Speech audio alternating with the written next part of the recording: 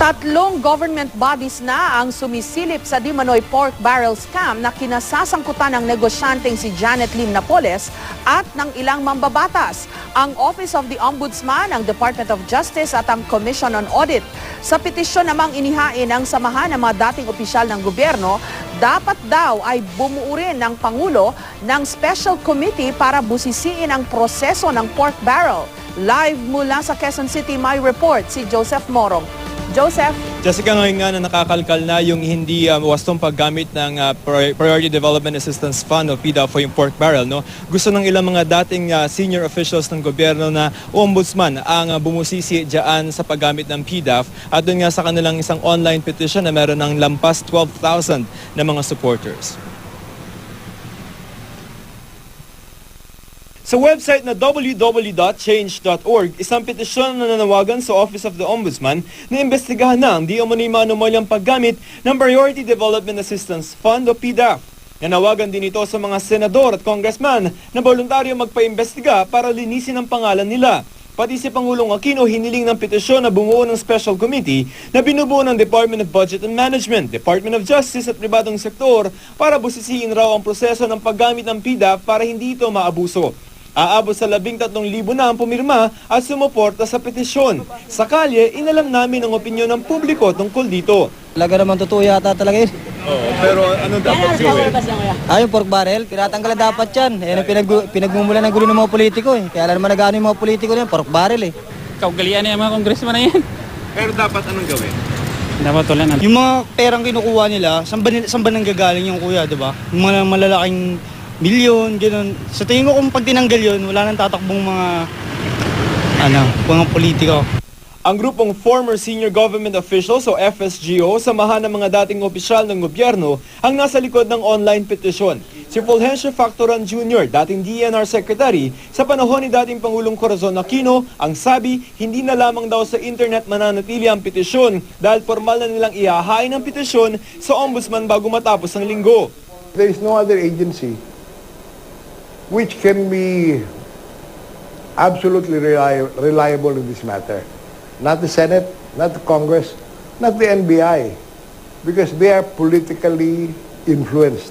If you start becoming too rough on them, what happens when you ask for budget? It has to be somebody out. That's what out of the loop. The ombudsman is constitutionally separate.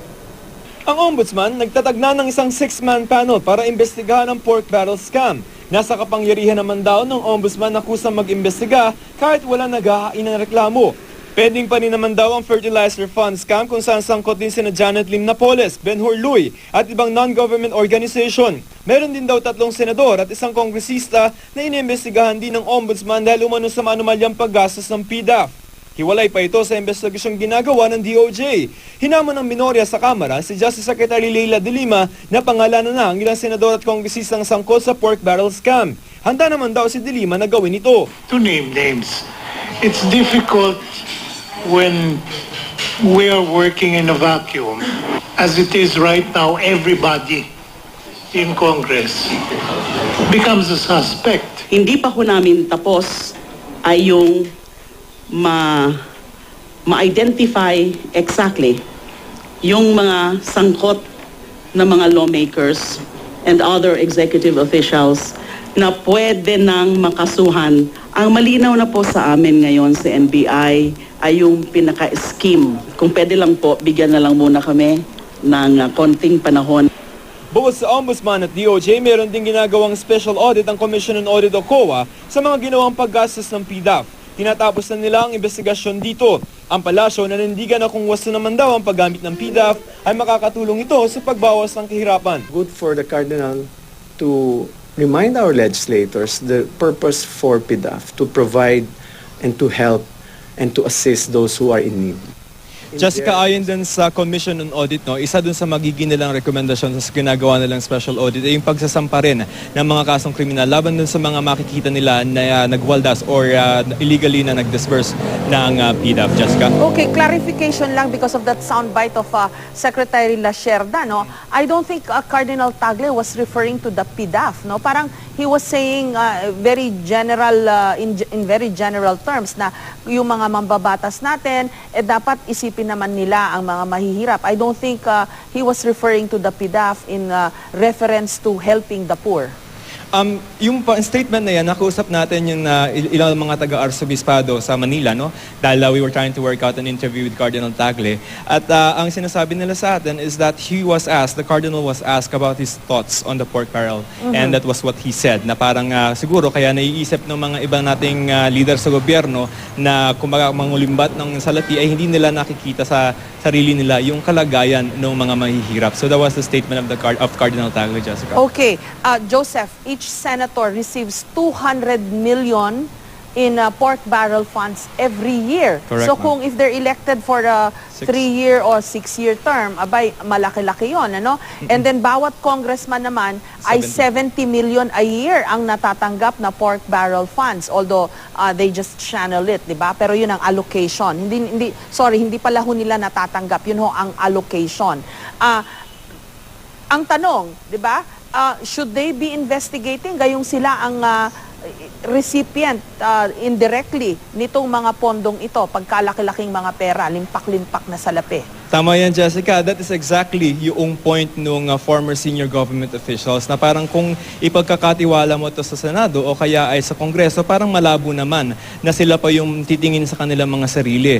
Na alam naman natin na sila ay nakikinabang positively or negatively. Ibig sabihin, tumatanggap sila ng PDAF however they use it. No? Ang sinasabi ng FSGO ay can we get somebody or some institution that is constitutionally independent like the ombudsman kasi yung ombudsman has power under the constitution to do that kind of job. Ang sinasabi nitong si Ombudsman Conchita Carpio Morales ay kahit walang complaint, pag may nakita namin na dahilan para mag-imbestiga sa ganyan mga bagay, ay kaya nilang gawin yan. And in fact, they have constituted a 6-man panel para busisiin. Anyway, may mga pending cases. So they have something to start from yung ombudsman as far as investigating yung PDAF is concerned. Jessica. Ito namang FSGO has not gone to the extent of calling for the abolition of the pork barrel funds. Ang gusto lang nila at this point is an investigation.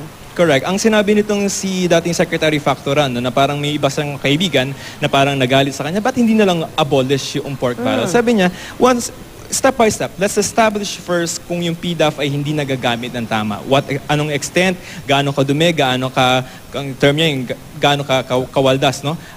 Titingnan muna natin kung talaga bang nagagamit sa masama yung PDAF na yan. And then if it's a certain na ganun na nangyayari sa PDAF na yan, na sarit na makatulong, ay napapakinabangan ng ilan lamang, maybe they can push and go one step further and call for the abolition. But right now, they have to find out first kung ano ba talaga ang nagagamit dyan, paano nagagamit yung PDAF, Jessica. Okay, and in the interest of fairness, I should point out that even the Office of the President, and I think even the Office of the Vice President, meron ding allocations daw yan for pork barrel funds. Joseph. That's right, ma'am. Ang tanda kong kwento sa atin itong si Professor Leonor Briones, no, na parang ang common kasi natin na perception is pag PDAF automatically the congressman and the senators, no?